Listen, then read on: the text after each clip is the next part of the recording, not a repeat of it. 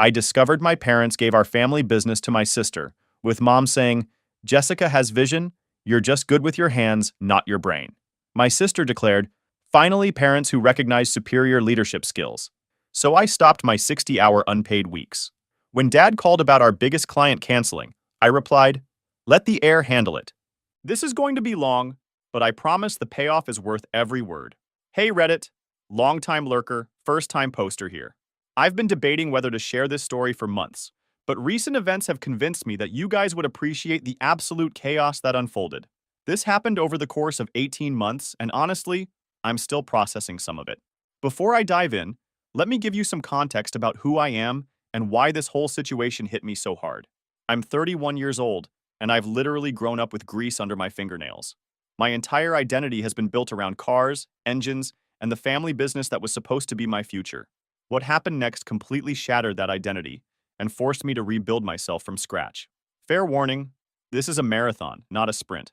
But if you stick with me until the end, you'll see exactly how someone can go from being the family golden boy to orchestrating their complete financial destruction. Sometimes revenge isn't about getting even.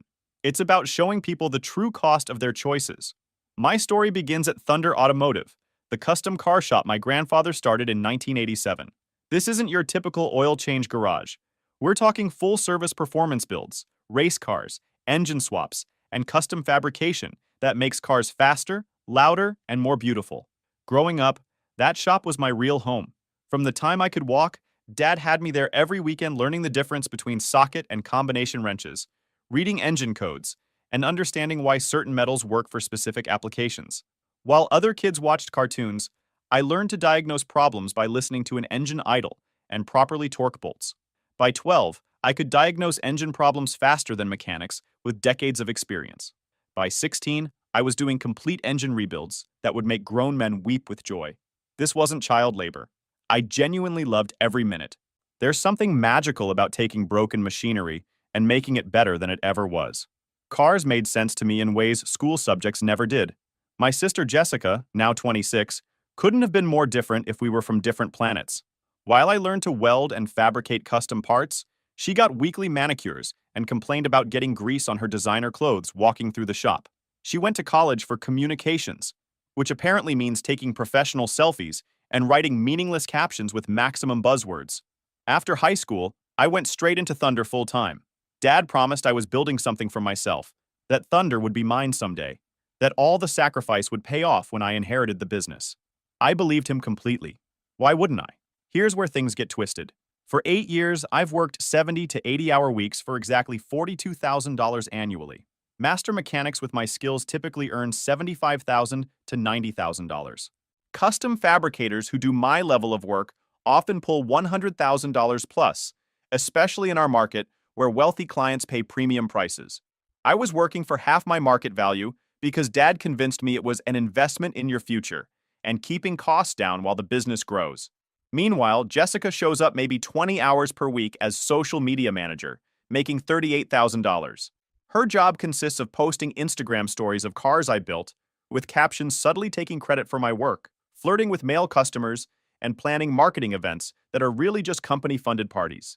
Thunder generates $1.2 million annually. We employ 6 mechanics, 2 apprentices, and we're booked solid 4 months out. I handle virtually all complex custom builds personally, frame-off restorations, modern LS swaps into classics, specialized racing components built from scratch.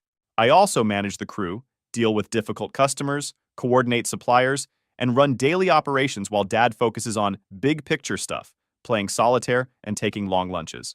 Jessica's biggest contribution was a TikTok video that got 50,000 views from teenage boys more interested in her appearance than our expertise.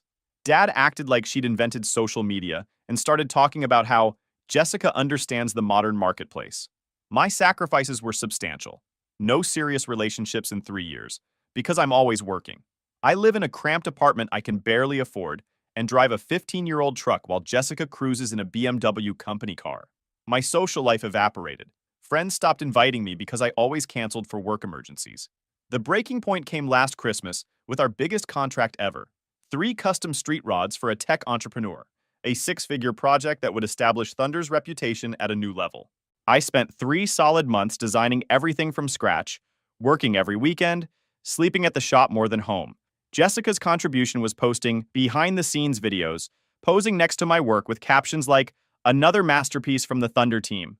So proud of what we accomplished." Teamwork. She spent maybe 10 minutes total looking at the cars. When the client picked up his completed vehicles, he was blown away. He spent an hour praising the craftsmanship and handed Dad an additional $15,000 cash tip, saying it was well-deserved for work exceeding every expectation. Dad pocketed that tip without mentioning it to me. That evening, he took Jessica to celebrate at the city's most expensive steakhouse. I found out from Jessica's Instagram story, champagne and lobster photos captioned, "Celebrating another successful Thunder project. Blessed Archier's hard work pays off." I should have seen the writing on the wall then, but apparently I've always been slow at reading people's true intentions. The moment that changed the entire trajectory of my life happened 3 months ago, on what seemed like a completely ordinary Tuesday evening. I was staying late at the shop to finish installing a turbocharger system on a customer's Mustang GT, one of those jobs that should take 6 hours, but always ends up taking 8 because you discover 3 other problems that need fixing along the way. Around 9 p.m., I realized I needed the shop's current insurance policy number to complete some paperwork for the customer. All of our important documents are kept in a filing cabinet in Dad's office, which is usually locked up tight after business hours. But that particular evening, Dad had forgotten to lock it when he left for the day. I went into his office and started digging through the filing cabinet, looking for the folder marked insurance policies. Dad's organizational system has always been questionable at best, so I was shuffling through dozens of randomly ordered folders when I spotted something that made my blood run cold. There was a manila folder marked Succession Planning, Confidential, tucked between some old tax documents. The moment I saw those words, my heart started pounding so hard I could hear it in my ears. You know that feeling when you discover something you absolutely weren't supposed to see, but you can't stop yourself from looking. That moment when curiosity and dread are fighting for control of your brain? That was exactly this situation.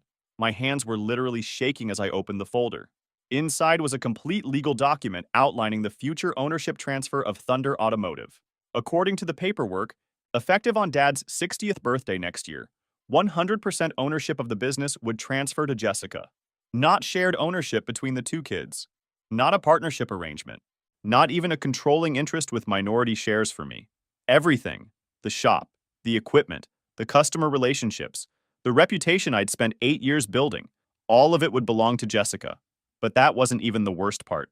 As I kept reading through the documents, I found email chains between Dad and his attorney going back 6 months.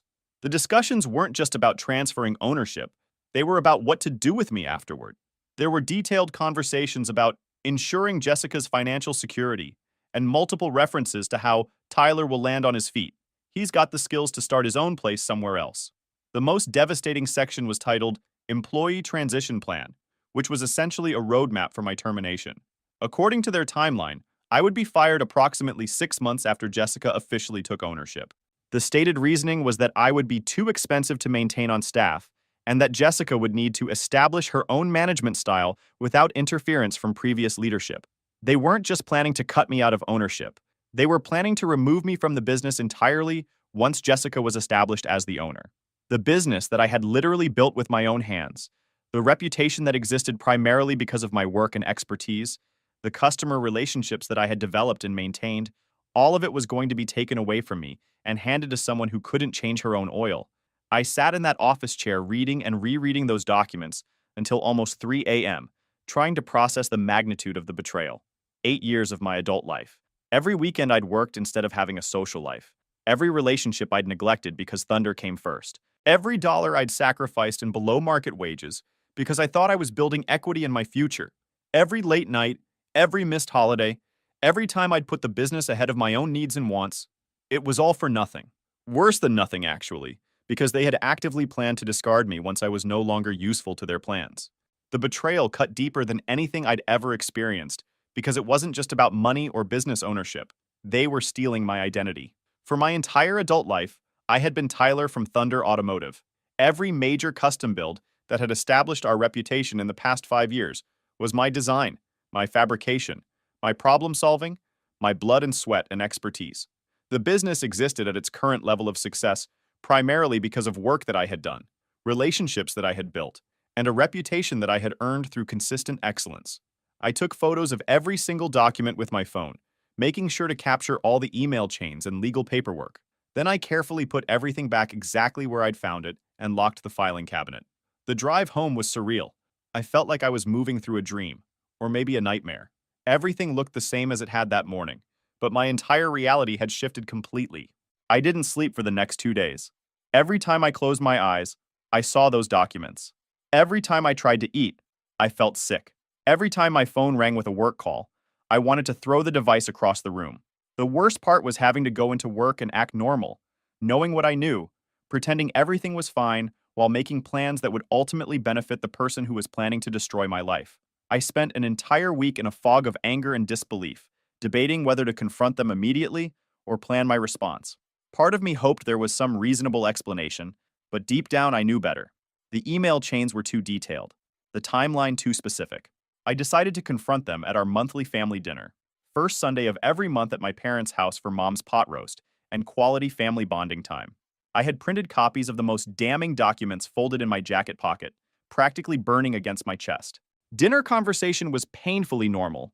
Dad talked about some vintage Camaro he was considering at auction. Jessica showed off photos from her latest business trip to Miami, obviously a company-funded vacation, and Mom discussed their upcoming Caribbean cruise for Dad's birthday. Meanwhile, I sat there knowing they were planning to completely upend my life in 9 months. After Mom served her homemade apple pie, I pulled out the documents and spread them across the dining room table. "I found something interesting in your office the other night, Dad," I said, trying to keep my voice steady. The atmosphere changed instantly. Dad went white, Mom gasped and nearly dropped her coffee, and Jessica got this calculating expression. Not surprised, but like she was figuring out how much I knew. "What were you doing in my office?" Dad asked defensively, avoiding the actual content. "I needed the Morrison insurance policy number, but I found this instead." I gestured to the succession planning documents. "Care to explain why I'm learning about your retirement and ownership transfer from confidential legal documents?" Deafening silence. Mom started crying quietly. Dad refused eye contact, and Jessica actually rolled her eyes like this was somehow inconvenient for her. "Look, Tyler," Dad finally said, "this is just business. Nothing personal. Jessica needs financial security more than you do. You've got skills to start your own shop." "Skills I learned here," I replied. "Building a business you're handing to someone who doesn't know the difference between a carburetor and a catalytic converter." "I know more about this business than you think," Jessica snapped. "I understand customer relations, marketing, business development. You just work on the mechanical stuff." "Just the mechanical stuff. 8 years of building their reputation and I just work on the mechanical stuff." "Customer relations?" I laughed bitterly. "Like when you told Mrs. Henderson her Corvette would be done in 2 weeks when you knew it'd take 6. I dealt with her calling daily for a month, screaming about broken promises." "That's not my fault you guys work so slowly," Jessica shrugged. That broke something inside me. "I work slowly?" "Jessica, I've personally designed and built 80% of every custom project this shop has completed in 5 years. You couldn't build a go-kart if your life depended on it." "Tyler," Mom yelled, "don't talk to your sister like that." "My sister who's inheriting everything I built while planning to fire me 6 months later?" The dead silence told me everything. They all knew about the termination plan. "It's not personal," Dad said quietly. "Jessica needs to run things her way. Having you there might be confusing." "Confusing?" "My presence would be confusing to the new owner."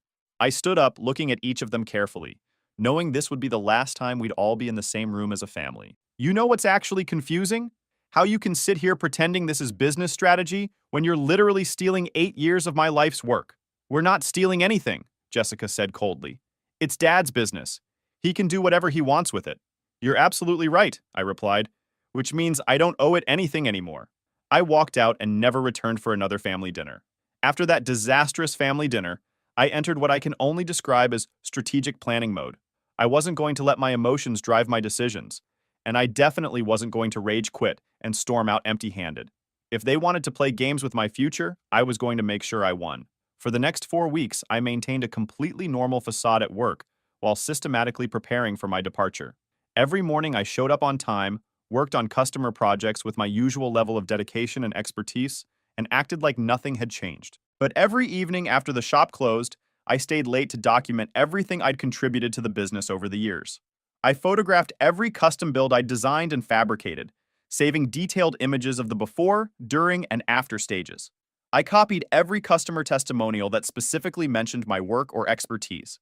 I documented every process improvement I'd implemented, every supplier relationship I'd developed, every innovation I'd brought to the shop's operations.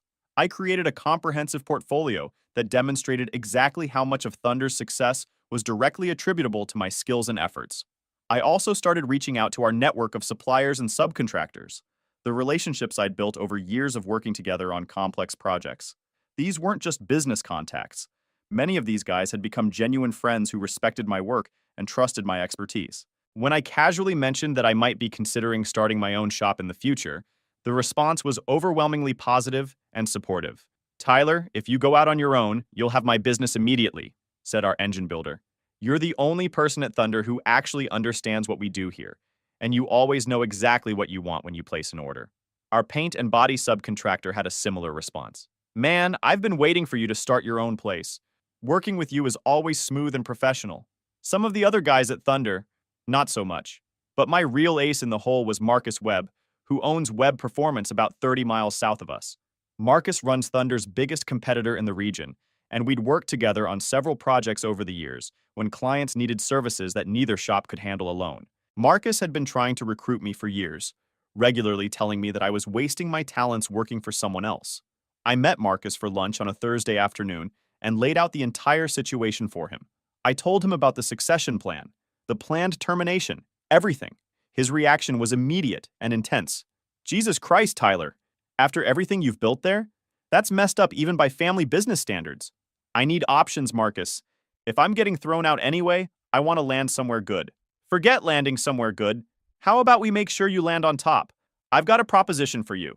Marcus had been planning to expand Webb Performance into high-end custom fabrication for years, but he lacked the specific expertise and reputation needed to compete at that level.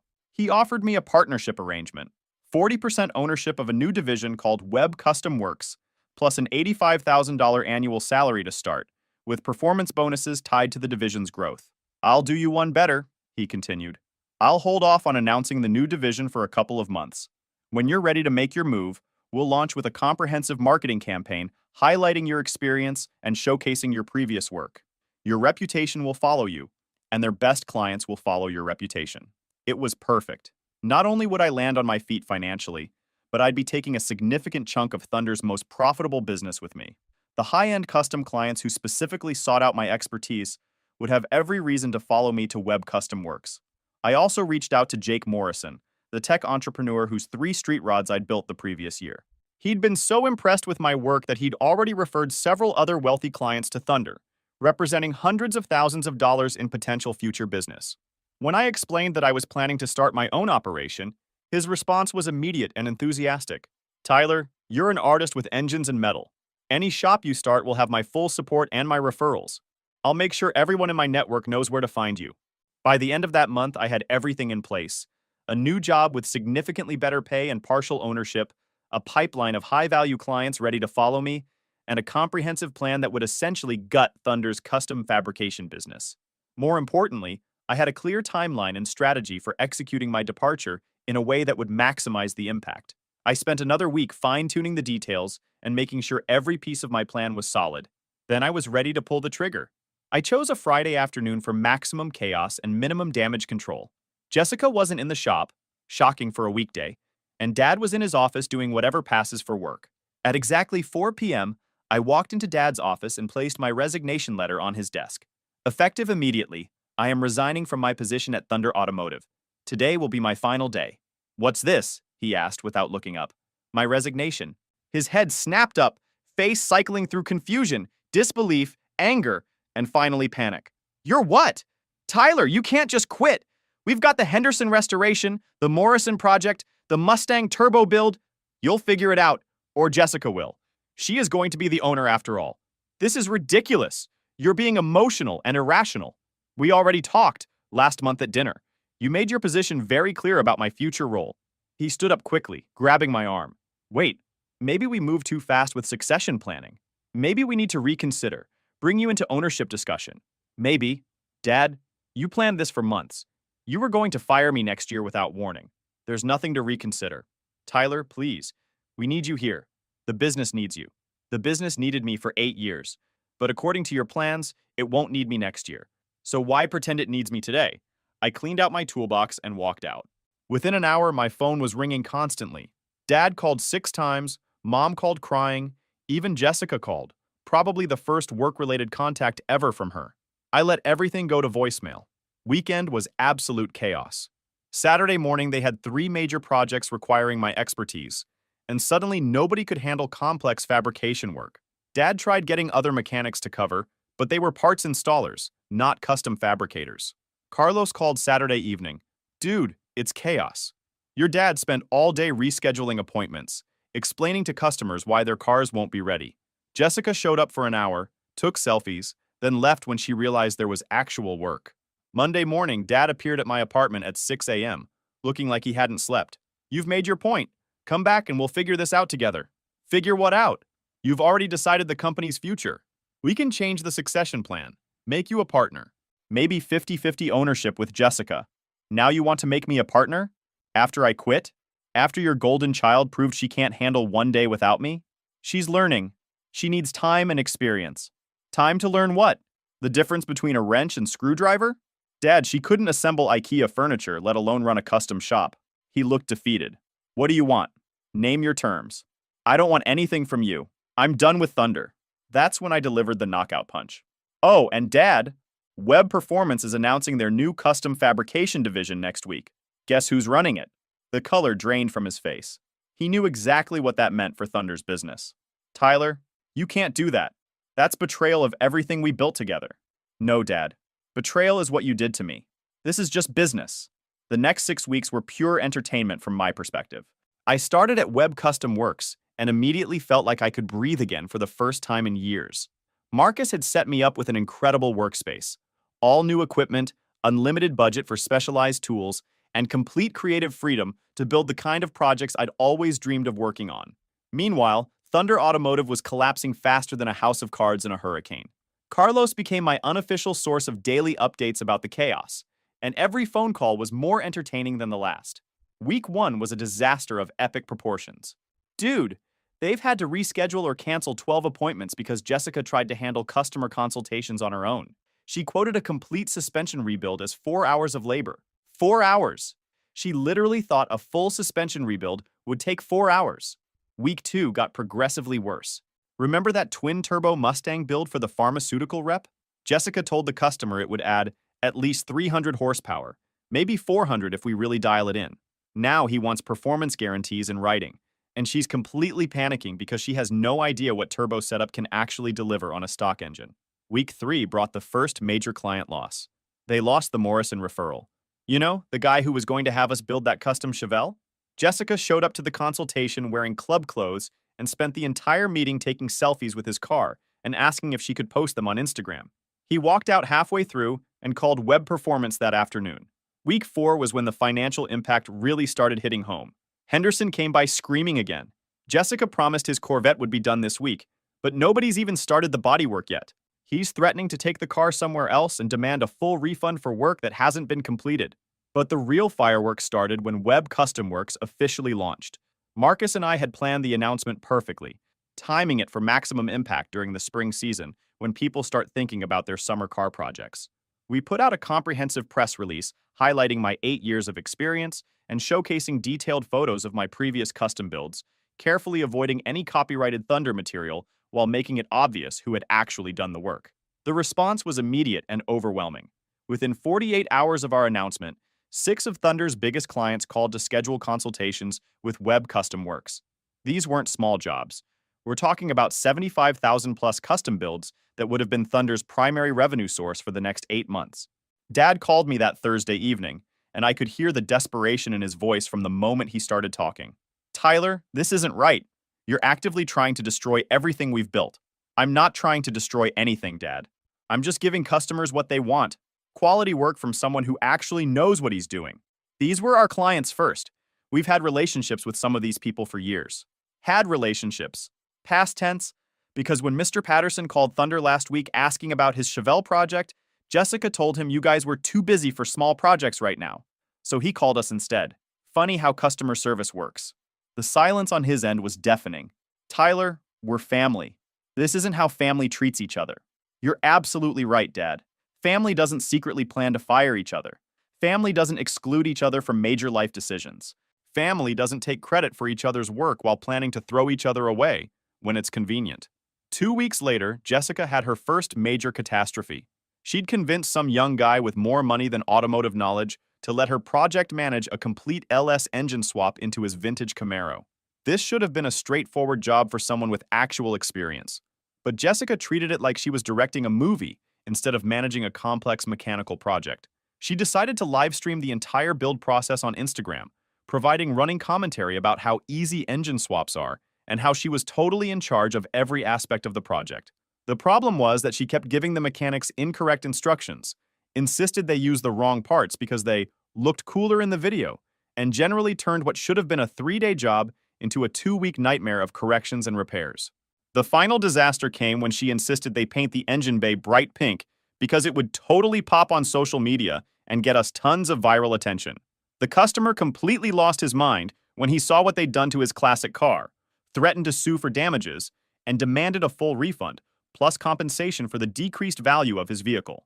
Dad had to eat $18,000 in labor and parts costs just to make the situation go away quietly. Carlos called me that evening, barely able to control his laughter. Dude, she's officially banned from the shop floor now. Your dad literally told her she's not allowed to interact with customers or mechanics anymore. She's confined to social media posting only, and even that has to be approved before it goes live. But the hits just kept coming. 4 more major clients followed the Patterson-Chevelle to Web Custom Works. Thunder's revenue dropped by nearly 50% compared to the previous year, and they were losing customers weekly as word spread about their quality and reliability problems. The final nail in Thunder's coffin was coming, and Jessica was going to hammer it in herself. The ultimate destruction of Thunder Automotive came from the most unexpected source possible, Jessica's own desperate attempt to save the business she was about to inherit. As the company continued its death spiral over the following months, she became increasingly frantic about finding a solution that would restore their reputation and bring back the customers they'd lost. Dad was barely speaking to her at this point, spending most of his time locked in his office, making frantic phone calls to suppliers and former customers, trying to salvage whatever relationships he could. Mom was having what she called stress-induced health issues that required frequent doctor visits and prescription medication. The family was falling apart, and Jessica decided she was going to be the hero who saved everything. Her brilliant plan was to leverage what she saw as her greatest asset, her social media following. She'd managed to build up about 50,000 Instagram followers over the past few years, mostly young men who were more interested in her appearance than her automotive expertise. Jessica convinced herself that this made her a marketing genius who understood the modern marketplace better than anyone else in the family. She spent $25,000 of company money, without consulting Dad or getting any kind of approval, to hire a Los Angeles-based influencer marketing company that promised to revolutionize Thunder's brand presence and create viral content that would transform the business. These were exactly the kind of smooth-talking social media consultants who prey on desperate business owners who don't understand the difference between real marketing and expensive nonsense. The campaign they created was everything you'd expect from people who had never actually worked on a car in their lives. They rented exotic sports cars that Thunder had never worked on, hired Instagram models to pose in bikinis while holding tools they couldn't identify, and produced this incredibly cringe-worthy video where Jessica pretended to rebuild an engine while wearing designer clothes and full makeup. The video was supposed to go viral and bring in a flood of new customers who would be attracted to Thunder's lifestyle brand approach to automotive customization. Instead, it got absolutely destroyed by the actual car community. The comments section was a brutal massacre of criticism about everything wrong with modern car culture, with real enthusiasts calling Thunder a poser shop run by social media wannabes and questioning whether they could actually build anything more complex than the fake setups shown in the video. But the real disaster happened when the video caught the attention of an automotive blogger who decided to fact-check Thunder's claims about their previous work. This guy was thorough and persistent, digging deep into the company's history and cross-referencing Jessica's social media posts with actual project documentation. He published a detailed investigation titled Thunder Automotive's Instagram, Princess Takes Credit for Brother's Work, that included side-by-side comparisons of Jessica's posts, claiming credit for various builds versus documentation proving that I had actually done all the design and fabrication work. The article went viral within the automotive community, getting shared across every major car forum, Facebook group, and YouTube channel. The piece was picked up by several automotive trade publications and even got mentioned on a few popular YouTube channels that focus on industry drama and controversies. Within a week, Thunder Automotive had gone from being a respected local shop to being a nationwide joke that represented everything wrong with social media culture invading authentic automotive craftsmanship. The reputational damage was catastrophic and immediate. Existing customers started canceling their projects and demanding refunds. Suppliers began requiring cash payments up front instead of extending the net 30 terms that Thunder had enjoyed for years. Even basic customers started taking their oil changes and routine maintenance to other shops because they didn't want to be associated with the fake Instagram shop. 3 weeks after the video was published, Thunder Automotive was essentially bankrupt. They couldn't make payroll, couldn't pay suppliers, and had no customers willing to trust them with significant projects.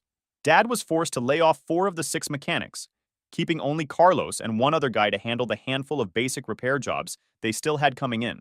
That's when Dad called me, and for the first time in our entire relationship, he wasn't angry or demanding or trying to manipulate the situation. He was begging, "Tyler, please, I need your help. Please. We're going to lose everything. I'm sorry to hear that, Dad, but I don't see how that's my problem anymore. You could come back. We could start over together. I'll give you full ownership of whatever's left." Jessica has agreed to step away completely. Step away to what? Another influencer marketing disaster? Dad, she just spent $25,000 to turn your business into a national laughingstock. That's not a mistake or a learning experience. That's complete incompetence. She knows she messed up. She's learned her lesson. Her lesson cost you the entire business. Why would I want to inherit a sinking ship with no customers, no reputation, and no money? The desperation in his voice was painful to hear. Tyler, we're going to lose the shop. We're going to lose the house. Everything your grandfather built, everything I've worked for my entire adult life. Your mother.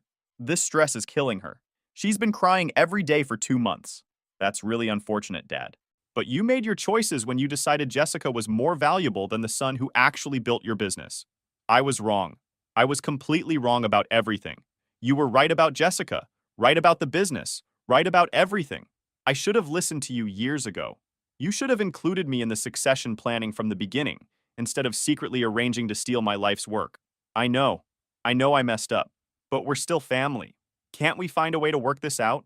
That weekend, Thunder Automotive officially closed permanently. Dad couldn't make the final payroll, couldn't pay the outstanding supplier invoices, and had no realistic prospect of generating enough revenue to continue operations. 35 years of business, gone in less than 8 months. The final insult came when they had to auction off all the shop equipment to pay the most pressing debts. I went to the auction and bought back my old fabrication tools for about 20% of their actual value. The same tools I'd used to build Thunder's reputation were now mine legally and officially, purchased from the wreckage of the business that had tried to discard me. Dad was there watching them auction off his life's work, piece by piece. When he saw me buying the equipment, he completely broke down. Tyler, I'm so sorry. I'm sorry about everything. You were right about Jessica, right about the business, right about everything I should have done differently. She never understood what we actually do here, never cared about the craftsmanship or the relationships with customers.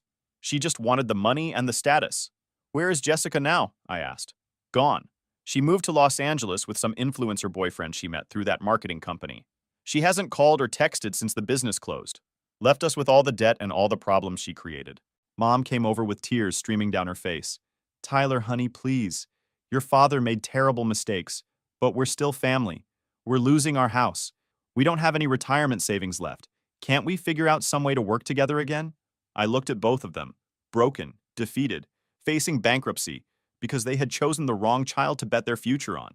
Part of me felt sorry for them, but a larger part of me remembered 8 years of being taken for granted, 8 years of sacrificing my own needs for their benefit, 8 years of building something I thought would be mine someday.